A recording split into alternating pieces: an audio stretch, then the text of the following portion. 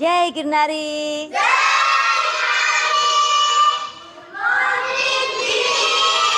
Very good morning my lovely lovely daughters. કેમ છો બધા? ઓહો, સારું. રોજ રોજ એક વાર્તા તમે સાંભળો છો, હે ને? વાર્તા સાંભળવી ગમે છે? બહુ સરસ. ચાલો, તો આજે હું એક સરસ મજાની એવી વાર્તા કહું તમને કે આપણને આ મનુષ્યનું શરીર મળ્યું છે, તો આપણે સૌએ કેવી રીતે જીવન જીવવું જોઈએ, કોઈકને મદદરૂપ થઈએ એવું જીવન જીવવું જોઈએ. આપણી દરેકે દરેક સ્ટોરીનો સાર એટલો જ હોય છે, દરેકે દરેક વાર્તાનો સાર એટલો જ હોય છે, એકબીજાને આપીએ સહકાર તો થાય સૌનો ઉદ્ધાર, દરેકનો ઉદ્ધાર થાય એવું આપણું જીવન હોવું જોઈએ. તો આજના દિવસે મારે તમને એક એવી વાત કહેવી છે કે જો ઇતિહાસ ભણનારા લાખો હોય છે ને, ઇતિહાસ આવે ને ભણવાનો, પૃથ્વીરાજ ચૌહાણની વાત હોય, મુગલોની વાત હોય ને, આ બધી એ બધાને શું કહેવાય? ઇતિહાસ. તો ઇતિહાસ ભણનારા લાખો હોય છે, ઇતિહાસ ભણાવનારા હજારો હોય છે, પણ ઇતિહાસ લખનારા, ઇતિહાસ રચનારા કોઈક જ હોય છે. તો આપણું નામ ઇતિહાસ રચનારાઓમાં આવવું જોઈએ. એકવાર એક વાંદરાએ જંગલમાં આગ લગાડી. વાંદરાએ જંગલમાં આગ લગાડી. હવે એક બાજુ જતો રહ્યો, એક દૂર ઝાડ ઉપર બેઠો બેઠો જુએ છે આ બધો તમાશો, લોકો શું કરે છે. બધા પક્ષીઓ ભાગવા લાગ્યા, ઉડવા લાગ્યા. જે બધા પશુઓ હતા, સિંહ, રીંછ, વાનર, હરણાઓ, એ પણ બિચારા બધા બચાવ કરીને ભાગવા લાગ્યા.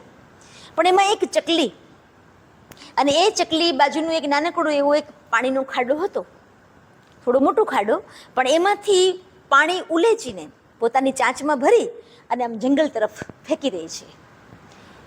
તો પેલા વાંદરો નજીક ગયો, જેણે આગ લગાડી હતી એ વાંદરો નજીક ગયો અને નજીક જઈને કહ્યું કે તું આ શું કરે છે? તો બોલે હું આગ બુઝાવવાનો પ્રયત્ન કરું છું. અને ત્યારે પેલો વાંદરો કહે છે, સાંભળ, તુંય જાણે છે ને હુંય જાણું છું કે અહીંયા આ લાગેલી આગ એ તારી ચાંચમાં જે પાણી તું ભરીને લાવે છે એનાથી બુઝાય એવી આ આગ નથી. આ તો દાવાગ્નિ લાગ્યો છે, આખું જંગલ સળગી રહ્યું છે, અને મેં જે રીતે સળગાવ્યું છે એ રીતે કોઈ પણ પશુ, પ્રાણી, પક્ષી, કોઈની પણ તાકાત નથી કે આ આગ બુઝાવી શકે.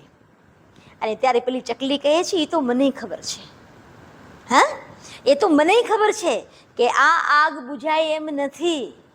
મારી ચાંચમાં પાણી તો કેટલું નાનકડું એવું, મારી ચાંચ ને એમાં પાણી કેટલું, એક બૂંદ આવે છે. મને ખબર છે કે આ આગ બુઝાશે નહીં. પણ સાંભળ હે વાનર, જ્યારે આપણા જંગલનો ઇતિહાસ લખાશે ને, આપણી આવનારી પેઢીઓ જ્યારે એ ઇતિહાસ વાંચશે ત્યારે મારું નામ આગ બુઝાવનારાઓની શ્રેણીમાં આવશે અને તારું નામ આગ લગાડનારાની શ્રેણીમાં આવશે. આપણે નક્કી કરવાનું છે કે આપણું નામ ક્યાં આવે.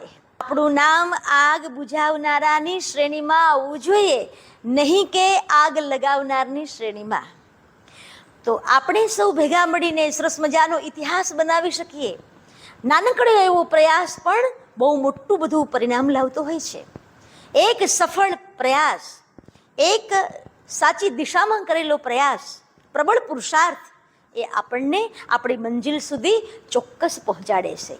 એટલા માટે હું કહું ને કે લહેરોं से डर कर नौका पार नहीं होती, कोशिश करने वालों की कभी ફરી વાર બોલો જોઈએ, લહેરોं से डर कर नौका पार नहीं होती, कोशिश करने वालों की.